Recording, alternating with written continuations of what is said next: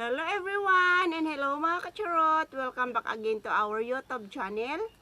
It's me again, Lens Beauty, ang inyong hardenera mula sa Cavite.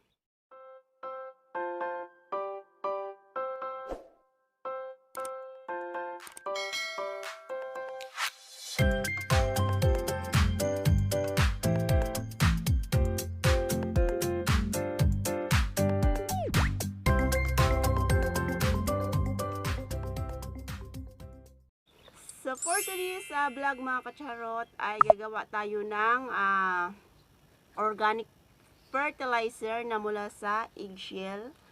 Ito ay 100% organic at mayaman ito sa calcium na makakatulong sa pagpataba or pagpatibay ng mga puno ng ating mga halaman.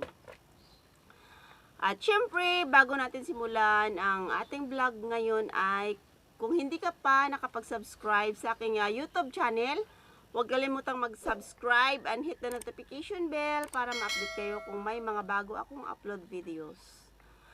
So ngayon mga kacharot, ituturo ko sa inyo ang step by step ng aking paggawa ng aking organic fertilizer na mula sa eggshell.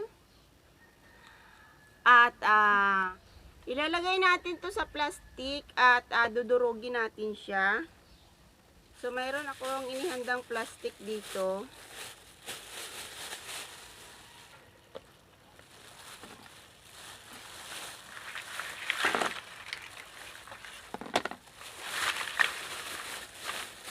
At itatali natin. Ito ang una natin gagawin mga kacharot at ilalagay natin siya dito. Pero mayroon din akong ibinukod dito na buo lang siya. Mamaya is ituturo ko din sa inyo kung paano ang gawin natin dyan. So mayroon akong pang dikdik dito. Didikdikin lang natin siya hanggang sa madurog.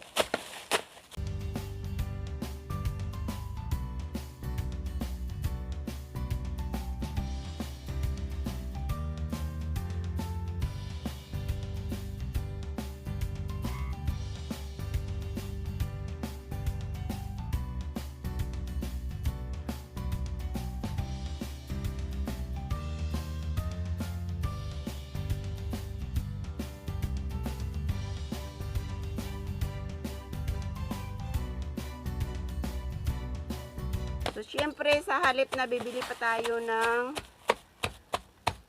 at pwede rin natin itong gawing kung wala tayong pamis, pwede rin natin siyang gawing panghalo sa ating mga soil para yung soil natin is well drain siya or yung mabilis madrain yung tubig kapag nagdidilig tayo sa ating mga halaman para hindi ma-stuck yung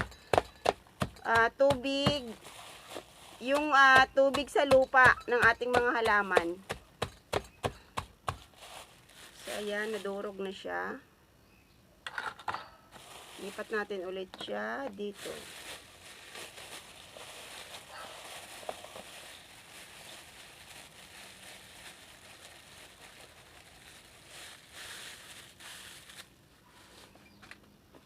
At kunin natin yung so, ito na yung ating dinikdik na itlog, mga kacharot. Tanggalin natin to. Kasi may hinalo akong dito. Eggshell ng balot. So, ang gagawin natin dito is huhugasan natin siya at babanlian natin siya ng mainit na tubig para matanggal yung halimbawa may mga insects dito. Minsan kasi pag naka-stack tong ating mga eggshell, binabayan siya ng mga langgam or iba pang mga insects. So, kailangan natin siyang banlian ng mainit na tubig para mamatay yung mga insects. Para pag nilagay natin siya sa ating mga halaman is malinis siya. Ayan mga kacharot, ito na yung ating dinikdik na eggshell. Ang gagawin natin is huhugasan natin siya ng 3 bisis.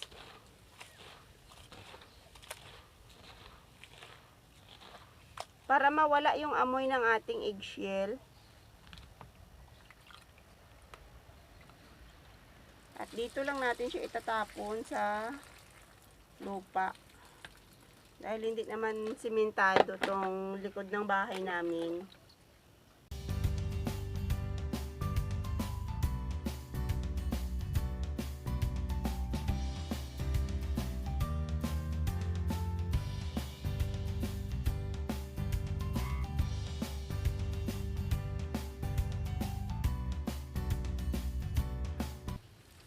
Kailangan natin siyang hugasan para matanggal yung amoy.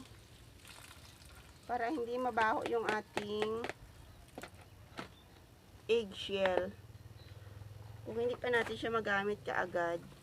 At para iwas,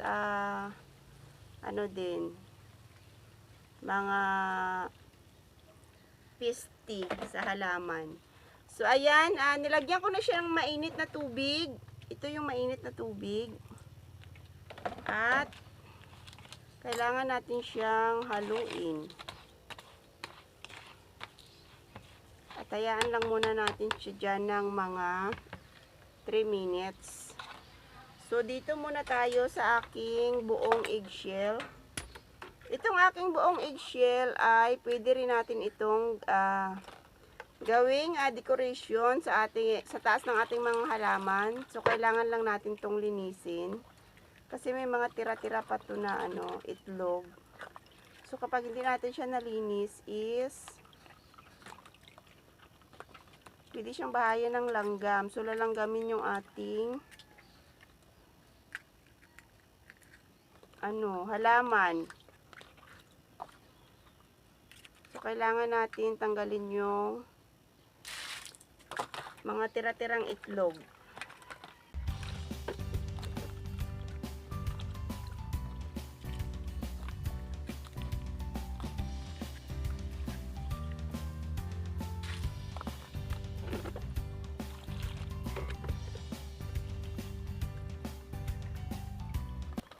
At saka kailangan talaga natin to siyang linisan mga kacharot, kasi kapag hindi natin to siya nalinisan, parang amoy patay na daga yung pasintabit din sa kumakain mga kacharot.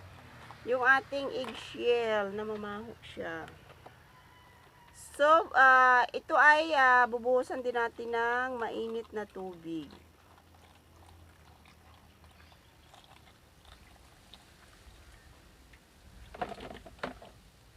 At babad lang muna natin siya. Lipat tayo dito sa ating unang binanlian ng mainit na tubig. So, i-drain na natin siya.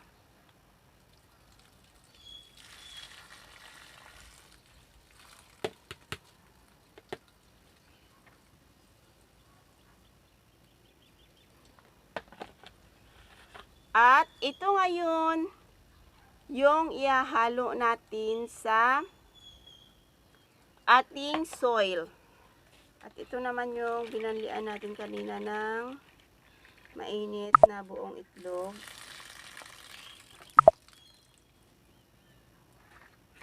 So, ayan. So, yung ginagawa ko dito sa eggshell na dinurog natin, mayroon akong inihandang lupa na konti lang. Sample lang to mga kacharot. At ito ay hahaluan natin ng eggshell.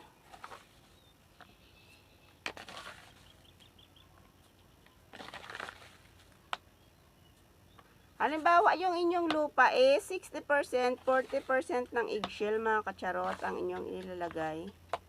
At yan. At yan, hahaluin lang natin.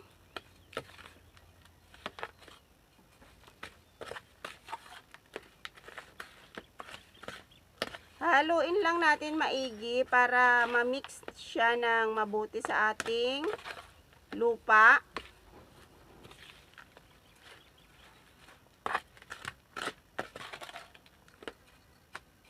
So, ayan lang mga kacharot. At pwede na natin to siyang gamiting lupa sa ating mga itatanim na halaman. Mayroon na tayong instant organic fertilizer na nanggaling lang sa inyong kusina. At pangalawa naman mga kacharot, mayroon ako ditong Syngonium albo. Ayan, medyo malaki na siya. Sobrang liit lang nito nung nabili ko. Baby pa yan siya. So, itong ating eggshell ay ilalagay lang natin to dito sa taas ng ating halimbawa halaman. Dahil pwede rin natin to pang prevent ng yung pag nagdidilig tayo, hindi tatalsik yung mga lupa sa taas ng ating halaman. So, ganyan lang mga kacharot. At ito namang buong eggshell ay na hindi natin dinurog, ay pwede natin itong gawing decoration sa taas ng ating mga halaman. At the same time, organic fertilizer na din natin siya. Ganyan lang mga kacharot. Ganito lang yung ginagawa namin noon sa probinsya namin or sa taas na ay sa mga dahon ng mga orchids namin nilalagay. So, ayan, maganda siyang pang decoration. Ayan, mga kacharot. So, ayan na siya. Ganyan lang kasimple yung gawa ng ating step by step na organic fertilizer na hinugasan natin siya at binandian ng tubig para maiwasan yung mga pesti or yung mga insects na namamahay sa ating mga halaman para maiwasan yung pagkamatay na. Kasi kapag nagkaroon ng pesti yung ating mga halaman ay pwede silang mamatay. So, ayan mga kacharot, sana nag-enjoy at may natutunan ulit kayo sa aking vlog ngayon. At syempre, kung bago ka pa lang sa aking YouTube channel, huwag kalimutang mag-subscribe and hit the notification bell para ma-update kayo kung may mga bago akong upload videos. Thank you for watching mga kacharot and see you on our next vlog. Bye-bye! Bye mga kacharot! Happy blessed Friday everyone! Bye-bye!